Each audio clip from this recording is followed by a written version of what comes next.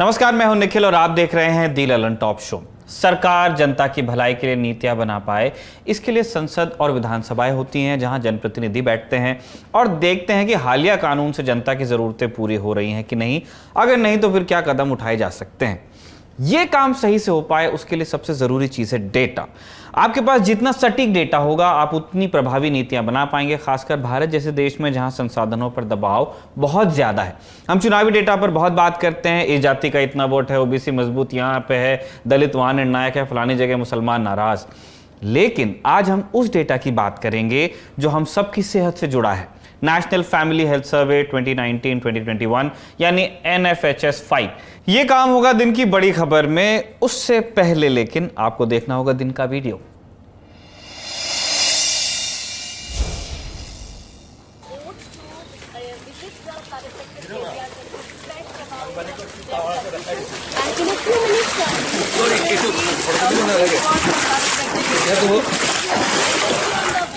Video Assam के होजाई जिले का है। खाकी पैंट में राहत कर्मी और कंधे पर लदे माननीय विधायक जी हैं। शिवू मिश्रा लुमडिंग सीट से बीजेपी के विधायक हैं। इलाके में बाढ़ आई है। बीते कुछ दिनों से असम के कई जिले इसी तरह बाढ़ की मार झेल रहे हैं। विधायक जी इसी तबाही का जायजा लेने पहुंचे थे, मगर कमबख्त मटमैले पानी में भला कौन अपने सफेद जूते गंदे कराता। इसलिए विधायक जी ने कंधों का सहारा ले लिया। वीडियो सोशल मीडिया पर वायरल है। कई लोग आलोचना कर रहे हैं, कुछ पूछ रहे हैं कि पानी से इतना ही बचना है तो हमदर्दी का ऐसा दिखावा क्यों। ये था दिन का वीडियो। अब दिन की सुर्खियां। राम मंदिर आंदोलन के वक्त 90 के दशक में एक नारा लगाया जाता था, अयोध्या तो झांकी है, काशी मथुरा बाकी है। अब धीरे धीरे वो नारा चरितार्थ होने लगा है। रास्ता वो हो न हो, मगर कोर्ट के रास्ते मंजिल कुछ वैसी ही दिखती है। काशी में ज्ञानवापी विवाद के बाद अब मथुरा की भी फाइल खुल गई है। मथुरा की जिला अदालत ने कृष्ण जन्मभूमि और ईदगाह मस्जिद विवाद की याचिका स्वीकार कर ली है, जिसके बाद अब कृष्ण जन्मभूमि से सटी ईदगाह मस्जिद को हटाने की याचिका पर अदालती कार्यवाही का रास्ता साफ हुआ है। पूरा विवाद 2.37 एकड़ जमीन को लेकर है, जिस पर श्री कृष्ण जन्मभूमि के ठीक बगल में ईदगाह मस्जिद बनी है। दरअसल यहाँ कुल 13.37 एकड़ जमीन है, जिसमें से 10.9 श्री कृष्ण जन्मस्थान के पास में है, 2.5 एकड़ जमीन शाही ईदगाह मस्जिद के पास है। एडवोकेट रंजना अग्निहोत्री ने भगवान श्री कृष्ण की सखी के तौर पर एक केस सितंबर 2020 में सिविल कोर्ट में दाखिल किया था, जिसे सिविल कोर्ट ने खारिज कर दिया था। इसके बाद अक्टूबर में यह केस रिवीजन के लिए जिला जज की कोर्ट में दाखिल किया गया। लंबी सुनवाई के बाद 6 मई को फैसला सुरक्षित रख लिया गया था। आज मस्जिद की जमीन को मुक्त कराने की रिवीजन पिटिशन को जिला कोर्ट के जज राजीव भारती ने मान लिया। इससे पहले मामले को सिविल अदालत ने खारिज किया था, जैसा हमने आपको बताया। वादियों की तरफ से याचिका में श्री कृष्ण जन्मस्थान पर बने पहले मंदिर से अंतिम मंदिर के बनने का इतिहास बताया गया है। दावा किया गया है कि साल 1618 में राजा वीर सिंह देव बुंदेला ने 33 लाख रुपए में श्री कृष्ण जन्मस्थान पर पहला मंदिर बनवाया। याचिका में यह भी दावा किया गया है कि मुगल बादशाह औरंगजेब द्वारा मंदिर को तोड़कर जन्मस्थान की भूमि पर शाही ईदगाह मस्जिद का निर्माण करवाया गया। सुप्रीम कोर्ट के अधिवक्ता हरिशंकर जैन, विष्णु शंकर जैन और रंजना अग्निहोत्री ने याचिका दायर की थी। इसी से संबंधित 10 मामले पहले जिला जज और सिविल सीनियर डिवीजन न्यायालय में विचाराधीन हैं। याचिका में संसद से पारित धर्मस्थल कानून यानी कि प्लेसेस ऑफ वर्शिप एक्ट 1991 को भी चुनौती दे दी गई है। याचिकाकर्ताओं का कहना है कि धर्मस्थलों का प्रबंधन और कानून व्यवस्था ये सब राज्य सूची का विषय है। इस बाबत कानून और नियम बनाने का अख्तियार राज्य सरकारों को ही होना चाहिए। ऐसे में संसद ने यह कानून बनाकर राज्यों के अधिकार क्षेत्र में हस्तक्षेप किया। इसके अलावा 1968 में समझौते को भी रद्द कराने की मांग की गई है। केस में आगे क्या होगा उससे समझने से पहले ये जान लीजिए कि 1968 में हुआ समझौता क्या था जिसका आज विरोध है। श्री कृष्ण जन्मस्थान सेवा संघ के नाम से एक सोसाइटी 1 मई 1958 में बनाई गई। 1977 में इसका नाम श्री कृष्ण जन्मस्थान सेवा संस्थान कर दिया गया। 12 अक्टूबर 1968 को श्री कृष्ण जन्मस्थान सेवा संघ एवं शाही मस्जिद ईदगाह के प्रतिनिधियों में एक समझौता किया गया। 17 अक्टूबर 1968 को यह समझौता पेश किया गया और 22 नवंबर 1968 को सब रजिस्ट्रार मथुरा के यहाँ इसे रजिस्टर किया गया। इसके तहत शाही ईदगाह मस्जिद का पूरा मैनेजमेंट मुस्लिमों को सौंप दिया गया। समझौते के आधार पर सिविल सूट 43 को सन 1967 को सिविल जज मथुरा की अदालत से कानूनी जामा मिल गया। याचिका में कहा गया कि वो समझौता श्री कृष्ण भक्तों की भावनाओं के खिलाफ था था। याचिका में कहा गया कि कटरा केशव देव की संपूर्ण संपत्ति ट्रस्ट की है और श्री कृष्ण जन्मस्थान सेवा संस्थान को उसका मालिकाना हक नहीं दिया जा सकता, इसीलिए उसके द्वारा किया गया समझौता यहां अवैध होगा। कटरा केशव देव की संपत्ति पर शाही मस्जिद ईदगाह का किसी प्रकार का अधिकार नहीं हो सकता, इसीलिए उस पर किया गया निर्माण भी अवैध है। ये बातें याचिका में कही गई हैं। अब इसी आधार पर शाही ईदगाह मस्जिद को हटाने की बात कही जा रही है। श्री कृष्ण जन्मस्थान मामले में एक और वादी एडवोकेट महेंद्र प्रताप सिंह ने सिविल जज सीनियर डिवीजन के न्यायालय में प्रार्थना पत्र दिया। मांग की कि बनारस की तरह मथुरा में भी कमल पुष्प आदि को नष्ट न किए जाने पाए, इसीलिए सुरक्षा अधिकारी नियुक्त कर परिसर को सील किया जाए। वादी महेंद्र प्रताप सिंह, मनीष यादव और दिनेश कौशिक ने प्रार्थना पत्र देकर शाही ईदगाह मस्जिद की वीडियोग्राफी व कोर्ट कमिश्नर नियुक्त करने की बात भी की है। साथ ही सीसीटीवी भी लगाने की मांग की है। सुनिए दोनों पक्षों के वकीलों का क्या कहना है। कि प्रॉपर्टी के ऑनर से थे ठाकुर केशव देव जी की है और ठाकुर जी की प्रॉपर्टी के संबंध में कंप्रोमाइज जो किया गया और पार्ट ऑफ दी प्रॉपर्टी मस्जिद को दे दी गई, वो इलीगल दे दी गई, उसको चैलेंज करते हमने सूट फाइल किया है। उसके संबंध में क्या सबूत आपने दिए हैं कोर्ट में? क्योंकि हमने कोर्ट में सीरीज ऑफ डॉक्यूमेंट्री एविडेंस दाखिल किया है, वो ऑनरशिप हमारी को डिनाई नहीं कर सकते।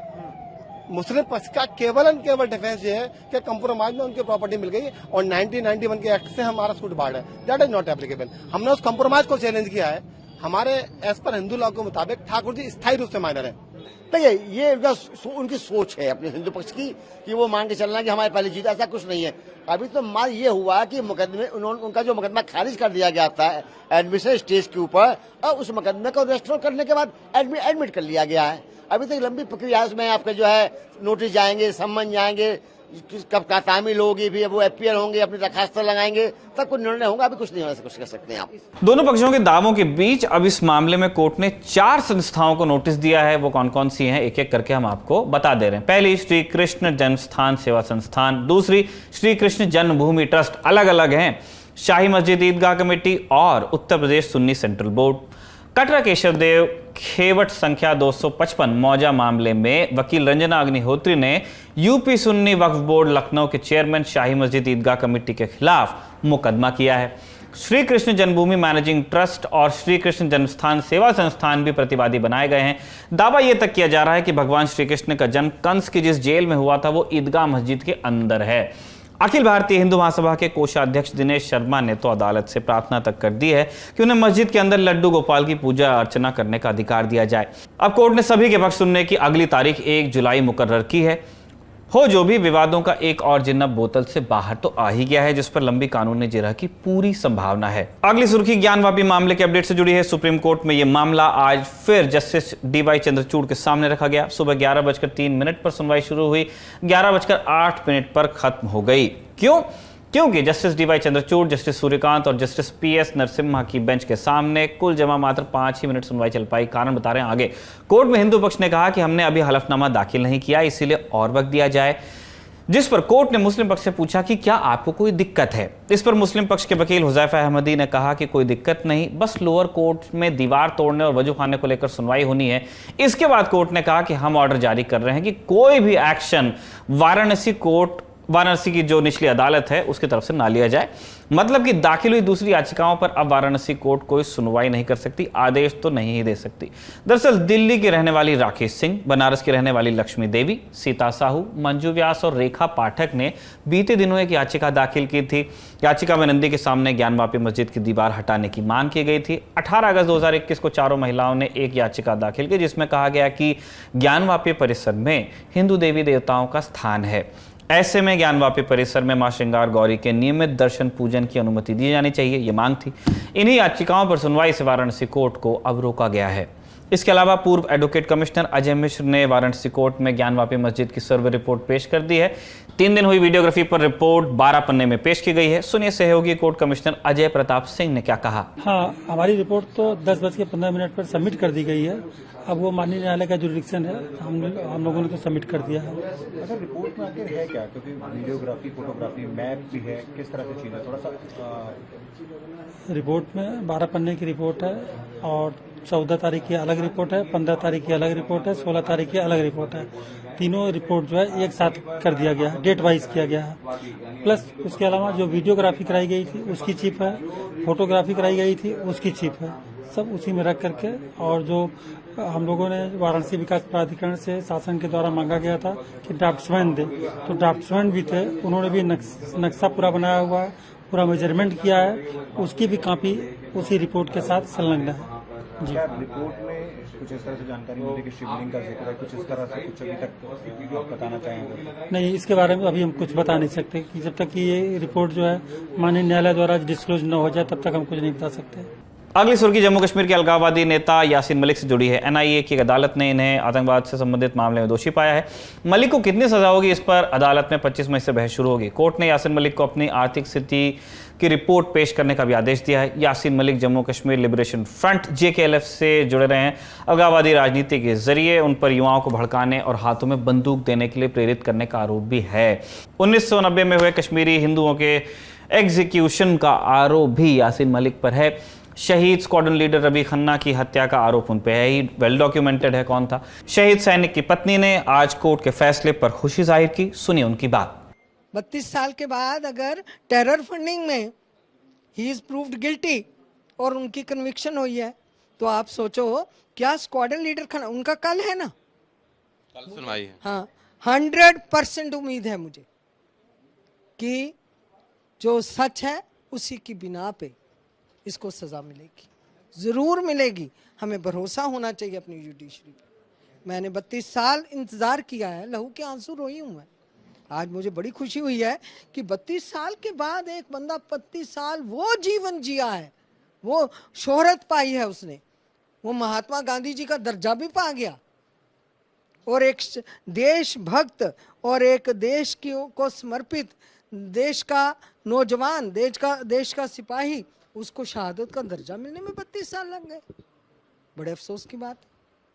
पर मैं इस बात की आज मुझे खुशी है कि चलो 32 साल के बाद ही सही, लेकिन आज इंसाफ जो है, सूरज की वो रोशनी, वो किरण आज मुझे भी दिखाई दी है अंधेरी कोठरी में। जिस मामले में यासीन पर दोष साबित हुआ है उसमें अधिकतम उम्र कैद की सजा हो सकती है। चौथी सुर्खी उत्तर प्रदेश से है। पूरे 2 साल 3 महीने बाद Samajwadi party senior leader Azam Khan का जेल से बाहर आने का रास्ता साफ हुआ है। सुप्रीम कोर्ट ने उन्हें अंतरिम जमानत दी है। सुप्रीम कोर्ट ने कहा कि आजम खान अपने खिलाफ लंबित मामले में निचली अदालत में 2 हफ्ते में नियमित जमानत अर्जी दाखिल करें। नियमित जमानत मिलने तक अंतरिम जमानत रहेगी। पिछले हफ्ते कोर्ट ने कहा था कि आजम खान को एक मामले में बेल मिलते ही नया केस दर्ज हो जाता है।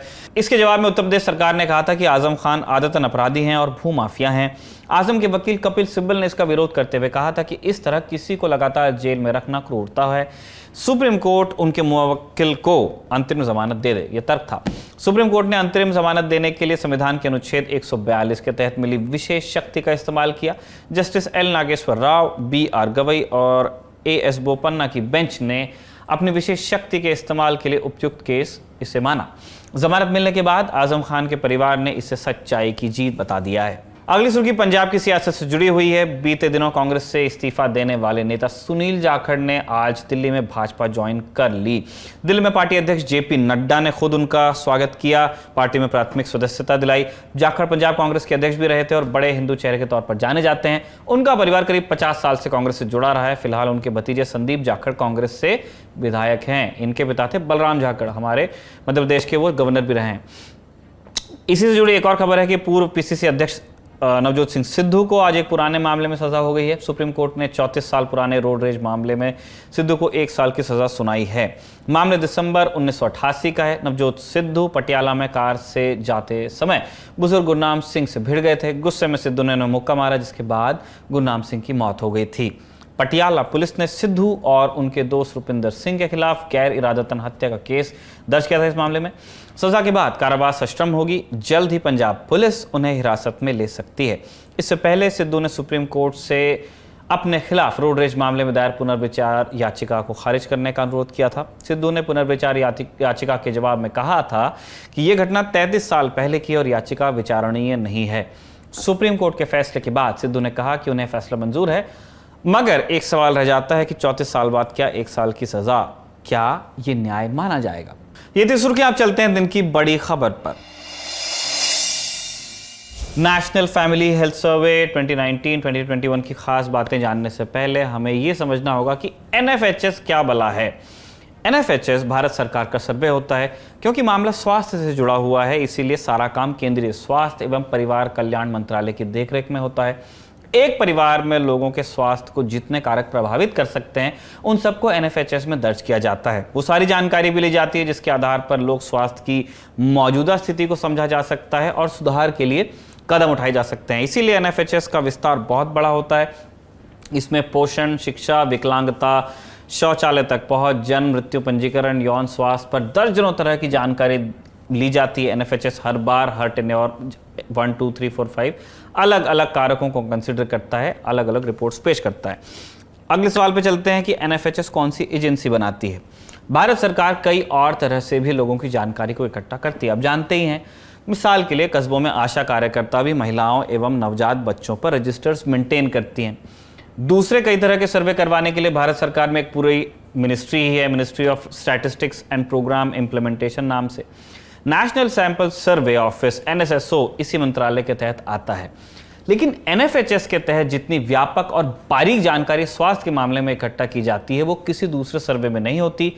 इसीलिए स्वास्थ्य मंत्रालय ने काम international institute for population sciences Mumbai से कराने की ठानी, उसी ने करवाया भी। IIPS में 1956 से जनसांख्यिकी यानी डेमोग्राफी जैसे विषयों पर काम होता आ रहा है, इसीलिए वो सब्जेक्ट एक्सपर्ट माने जाते हैं इस तरह की चीजों में। 1992-93 से लेकर 2021 तक 4 बार NFHS सर्वे हुआ। मार्च 2022 में NFHS 5 की रिपोर्ट आ गई। खास बात यह है कि NFHS न सिर्फ राष्ट्रीय और राज्यवार बल्कि जिला स्तर तक पैटर्न की पहचान करता है। पूरे देश में NFHS जो 5 हुआ है उसमें 1,01,839 पुरुषों से बात की गई है, 7,24,115 महिलाओं से बात की गई है। कुल इसका होता है 8,25,954 सैंपल साइज है ये। कुल घर इसमें इंक्लूड किए गए थे 6,36,699। दूसरे सभी सर्वेस की तरह NFHS के लिए भी एक क्वेश्चनेयर बनाया जाता है, प्रश्नोत्तरी। अलग अलग उम्र की महिलाओं और पुरुषों के लिए अलग अलग तरह के सवाल थे, लेकिन बात सिर्फ सवाल जवाब पर खत्म नहीं की गई। बच्चों के मामले में वजन लिया गया, ऊंचाई मापी गई, हीमोग्लोबिन लेवल तक जांचा गया। 15 साल से बड़े लोगों की ऊंचाई, वजन, कमर का नाप लिया गया। साथ में blood glucose, blood pressure, vitamin D3 और मलेरिया की जांच भी की गई। इससे आपको अंदाजा लगा होगा कि हमने इसे सबसे विस्तृत और बारीक सर्वे क्यों कहा था। ये सारी बातें हमने आपको इसलिए बताई ताकि आप उन बातों का वजन समझ सकें जो हम आपको आगे बताने वाले हैं। NFHS 5 की रिपोर्ट का PDF वर्जन 713 पन्नों का है। इस पूरी रिपोर्ट के विस्तार में जाने के लिए एक से ज्यादा ललन टॉप शो की जरूरत पड़ेगी। आज के बुलेटिन में हमने सर्वे की कुछ बड़ी बातों को ही शामिल किया है। आने वाले एपिसोड्स में हो सकता है कि हम और बातों को भी शामिल करें। पहला बिंदु, भारत में आधे लोग सरकारी स्वास्थ्य सेवाओं का इस्तेमाल नहीं करते। जी हां, केंद्र और राज्यों की सरकारें चाहे जितने दावे कर दें, सच यही है कि लगभग 50% घरों ने सरकारी अस्पतालों का रुख नहीं किया। जब कारण पूछा गया तो उन्होंने यही जवाब दिया कि देखरेख की गुणवत्ता खराब है। इसीलिए सबसे ज्यादा शिकायत मिली बिहार को लेकर, जहां 80% परिवारों ने कहा कि वो सरकारी अस्पताल में नहीं जाते। दूसरे नंबर पर उत्तर प्रदेश है, जहां 3/4 लोगों ने ऐसा कहा। दूसरा बिंदु, भारत में नारी सम्मान का टॉपिक अगर छेड़ दिया जाए तो तुरंत कोई भी निबंध लिख देता है। माँ, माता, देवी आदि कहते हैं, हम मानते भी हैं। अपमान पर मारकाट हो जाती है। लेकिन कितने लोग अपने यहाँ बेटियां चाहते हैं? जवाब NFHS 5 में है। मेघालय को छोड़कर पूरे भारत में बेटियों से ज्यादा बेटों की चाहत है। बस एक फेस सेवर है कि बड़ी संख्या में भारतीय ऐसा मानते हैं कि एक आदर्श घर में एक बेटी कम से कम होनी चाहिए। तीसरा बिंदु है खान पान को लेकर। वेज नॉनवेज की बहस के दौरान इस पर खूब जोर दिया जाता है कि नॉनवेज हमारे कल्चर का हिस्सा नहीं है, ये हमारा खाना नहीं है। जब सब्जी भाजी है तो फिर मीट, मछली, अंडे की जरूरत क्यों?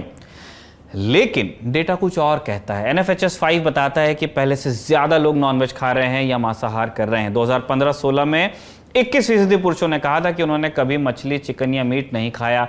2019-21 के बीच ये संख्या गिरकर 16.6% पे आ गई।